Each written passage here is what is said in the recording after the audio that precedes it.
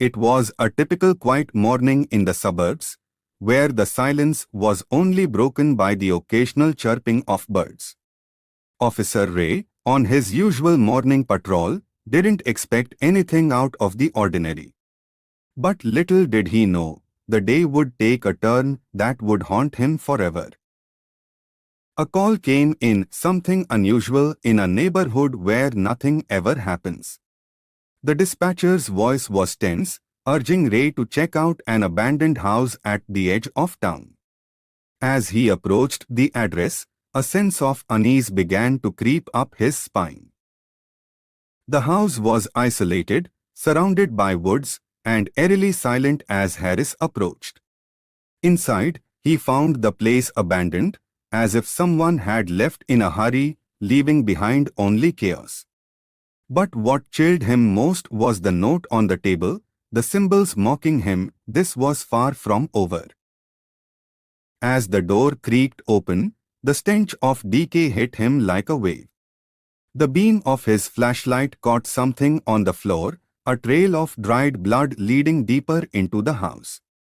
Ray knew this was no ordinary case. Something truly sinister had happened here. Ray stepped into the room, his eyes widening in horror. An altar, covered in dark, dried blood, stood at the center, surrounded by symbols that chilled him to the bone. Whatever had happened here was beyond anything he had ever encountered. Ray pulled out his camera, documenting every disturbing detail. He found a notebook on the floor, filled with sketches that hinted at dark rituals. Tucked inside was a photograph of a group standing in the same room, their faces twisted in malevolent grins. Ray's instincts led him to lift a loose floorboard, suspecting there was more to uncover. What he found beneath sent chills down his spine, a skeleton, arranged with disturbing precision. His hands shook as he reached for his radio, desperately calling for backup. Within minutes, the quiet neighborhood was flooded with flashing lights and sirens. The police chief arrived, his face set in a grim expression as he took in the scene. Officers carefully combed the house, each discovery deepening the mystery and horror.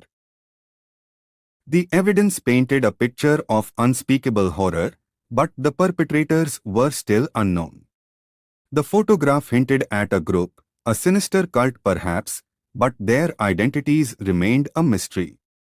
As the house was sealed off, the officers couldn't shake the feeling that this was just the beginning.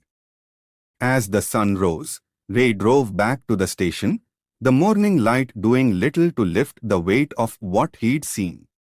He sat alone at his desk, the evidence staring back at him, each piece more unsettling than the last. Looking out the window, Ray knew this case would haunt him and the town for a long time to come. At the lab, the coroner began her work, carefully examining the bones for any clues. As she inspected the remains, something caught her eye: carvings, faint but deliberate, etched into the bones. The markings hinted at rituals, their meaning lost to time but undoubtedly linked to something dark and ancient.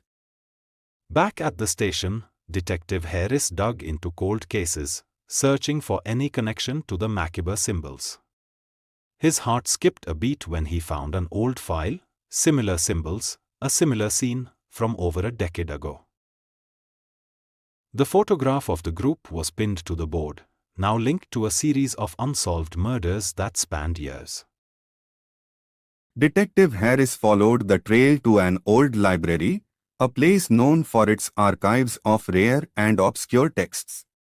The elderly librarian listened carefully, her face growing pale as the detective described the symbols. She pulled out a dusty tome, its pages filled with illustrations that mirrored the very markings found at the crime scene. As Harris studied the book, the chilling realization dawned on him: this was no ordinary crime.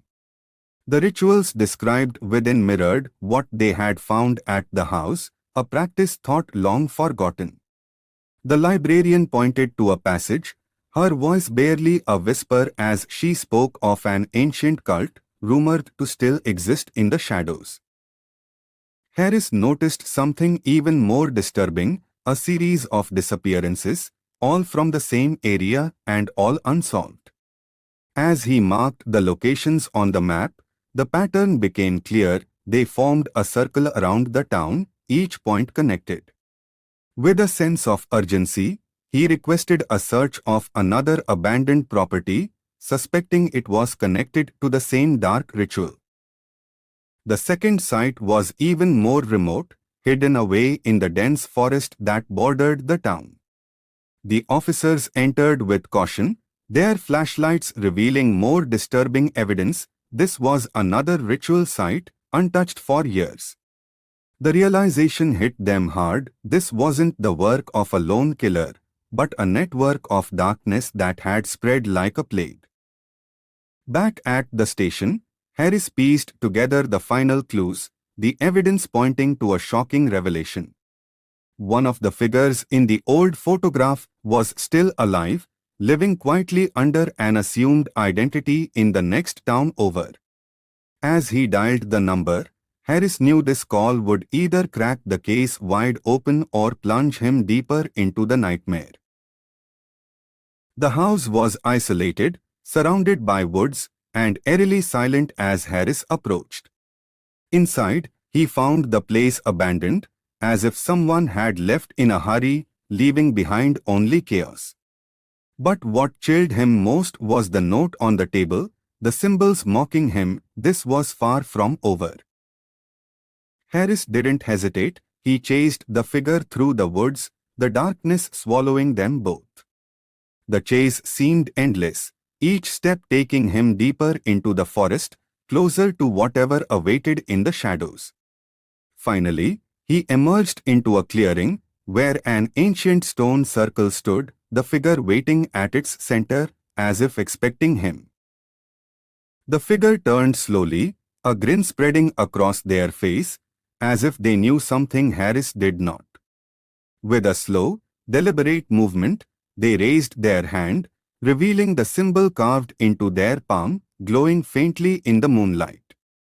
And then, they were gone, leaving Harris alone in the clearing, the sound of their laughter echoing through the trees. This case was far from over.